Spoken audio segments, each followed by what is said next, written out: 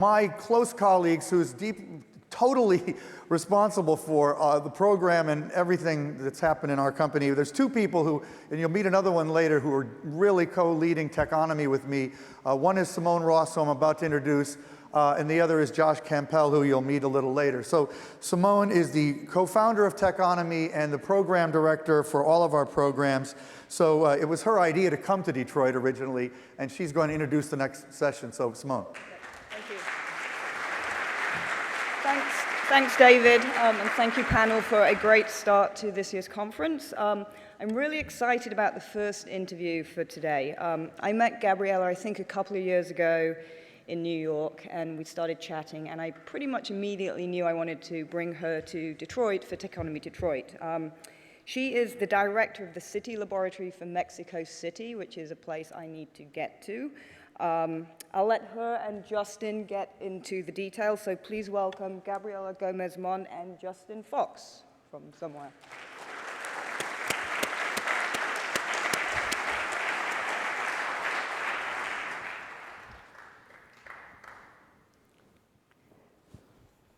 Now let's do these two. Okay. Nice slide. Yeah.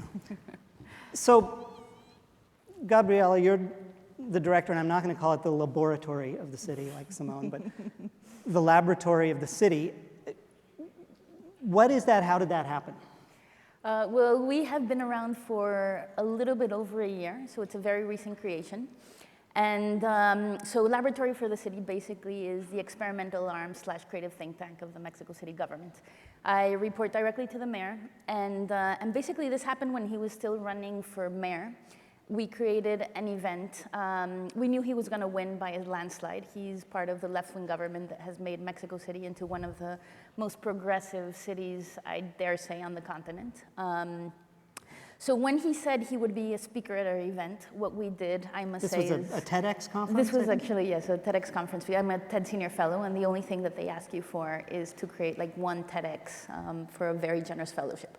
So I got together with a few friends, and when he said yes, I must say that we cheated a little bit, and we curated the conference around him, because we knew we were going to have the next mayor of Mexico City sequestered for an hour and a half in a chair.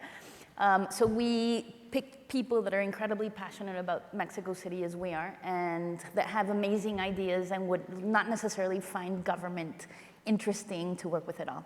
So it was an amazing event, full house, great speakers, and I think he got a little bit of a feeling of just like this very passionate, very talented crowd that lives in Mexico City and that the government doesn't necessarily have much contact with. So when he won, I got a call. In 2 weeks I was taking a plane to Yale because I had a fellowship for a semester there. And he made this very provocative offer of saying, invent something for my term. It wasn't going to be a sure thing. I never in my life wanted to work for government. The mayor's my second what's your background? boss. So I'm a documentary filmmaker, have done a lot of projects dealing with excellence, creativity, multidisciplinary projects for several universities, companies, et cetera, and also led a cultural foundation in Mexico City. So basically, it was just too good an opportunity to pass up. Like if the mayor of the largest city on the American continent comes up and says, invent a new type of department. And to be honest, I thought I would make it just outlandish enough that he'd say no. And then he said yes to everything. So here I am, a bureaucrat, government official. So what is a city laboratory? I mean, do you have a bunch of people in white coats with test tubes? Or? It is kind of like a madman's lab. So first of all, I think one of the things that makes the lab unique is the composition of my team. I have everything from experts in artificial intelligence to sociologists, urban psychologists, a bunch of artists, filmmakers, designers,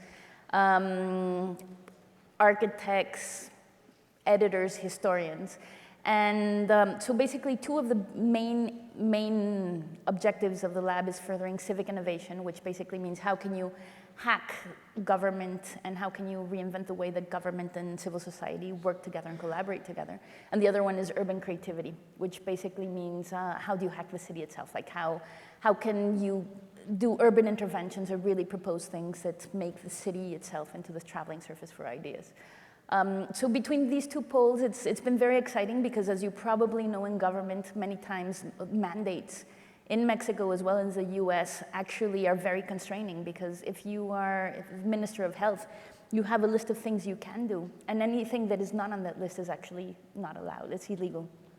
And I'm still waiting for the day that somebody comes up to me and says, you know, that's not urban creativity or that's not civic innovation.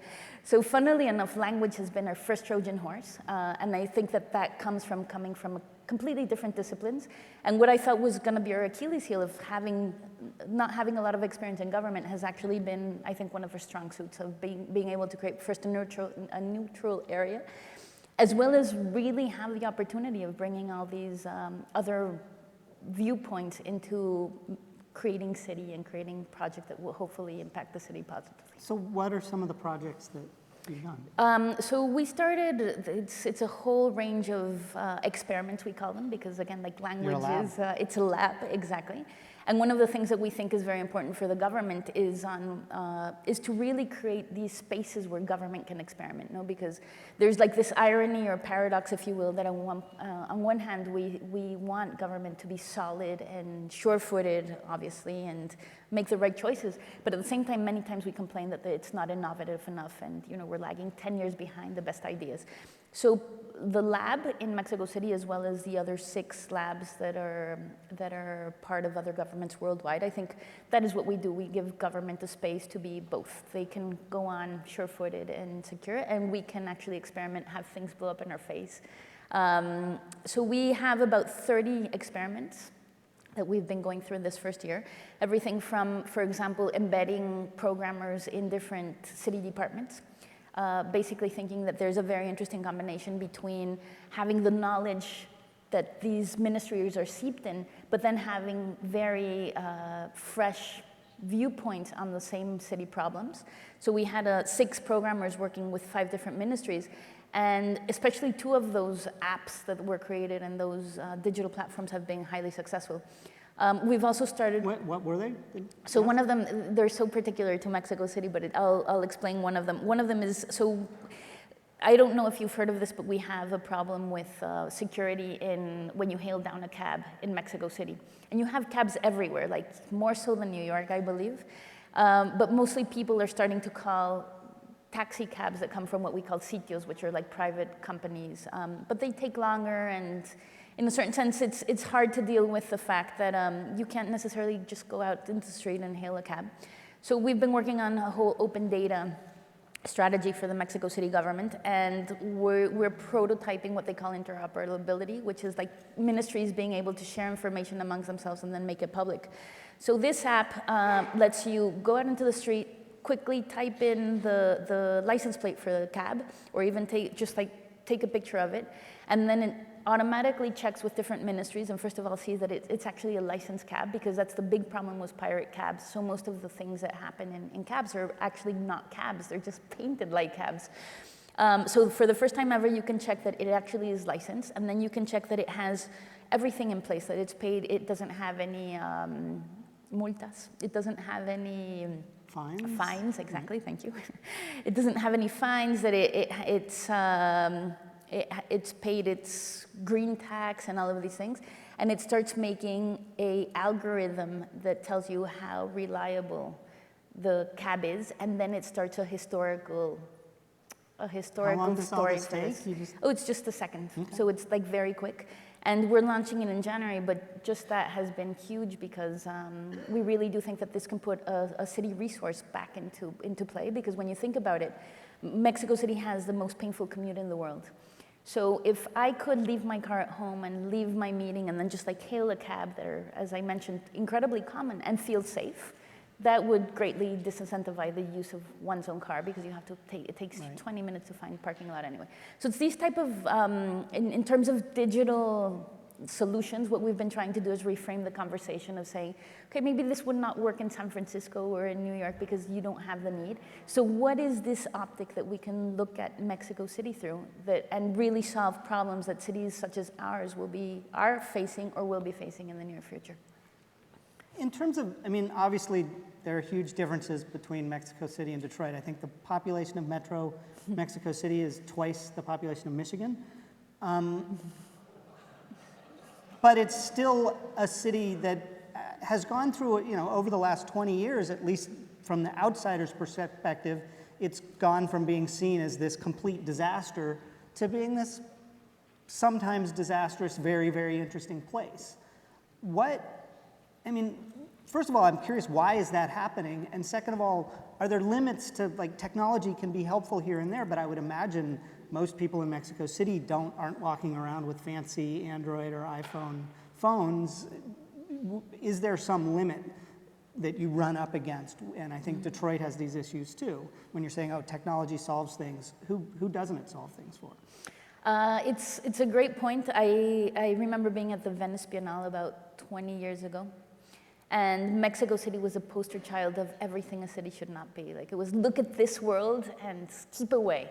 But now I think with this numbers that has been repeated many times in the last few years about humanity having reached its breaking point, 50% of the world now lives in cities, and by the year 2070, I believe it is going to be 70%. 2050, it's going to be 70%, which is huge.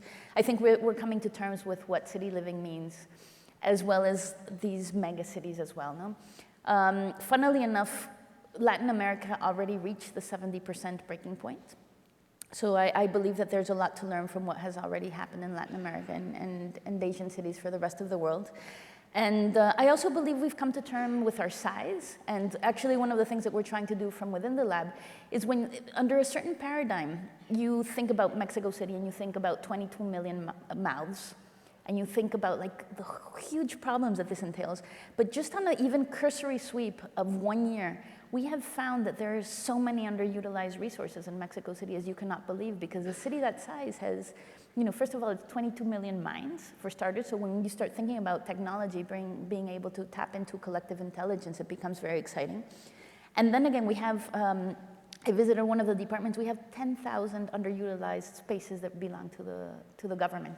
In a quite dense city, actually 22 million people on the metropolitan area in Mexico City, as you mentioned. So there's an overabundance of possibility if you start thinking about public resources as well, and really shifting the paradigm so that they become true resources for the city instead of just like these hindrances.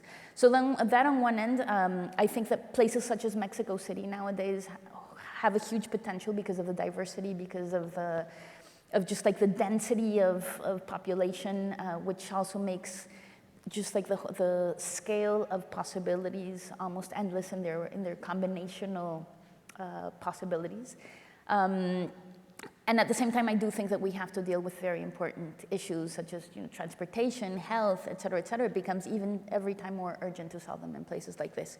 So going to your question, first of all, it's interesting how Mexico City can defy many of the stereotypes, because so we have 100% phone penetration. We're still doing a study on how many people own cell phones, like smartphones, but I'm sure that the numbers are going to be quite surprising, because people that earn less than minimum wage, which is all too painfully low in Mexico in general, that own a smartphone.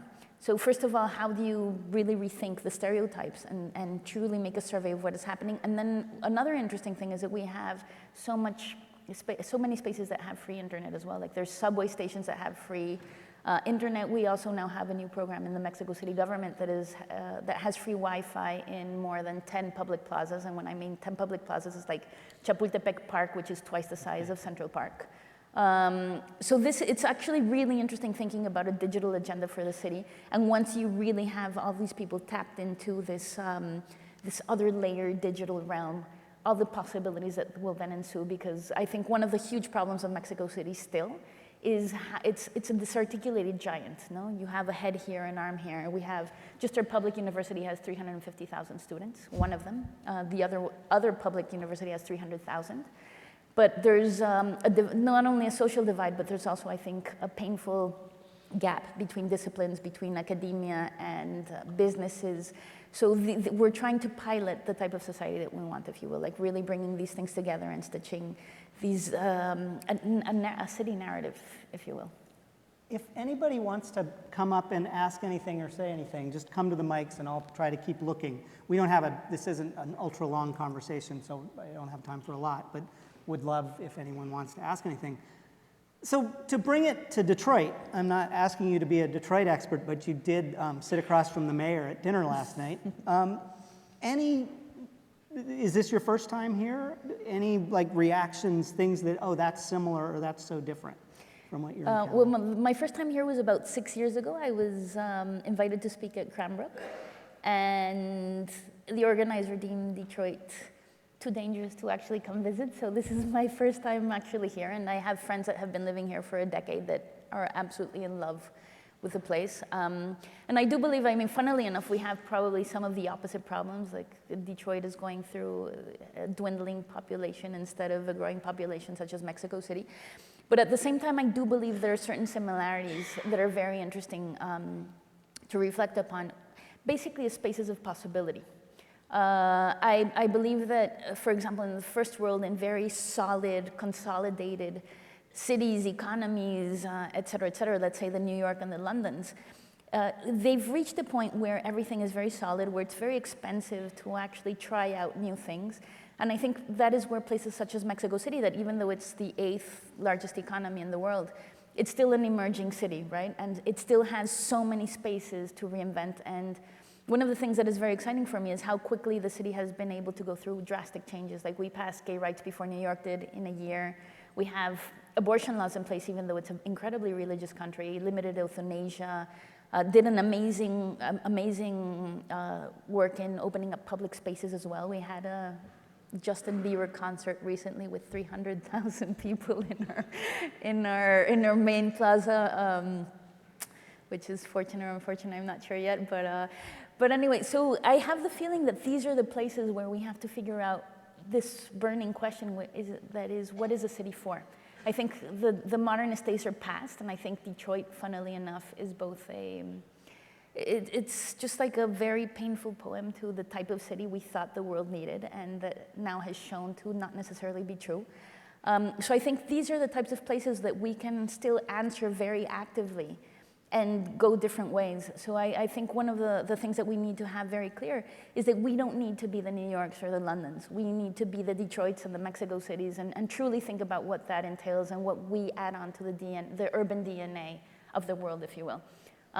So instead of going the easy path, that is what I think that we have to be very conscious of. We are different types of cities, we have different types of possibilities, and we should just like really try to keep that space open for a new sense of possibility of what a city could become. In terms of Detroit, I think one of the things that I was very excited to see in these past 2 days is, in a certain sense, there's blank slates here and there.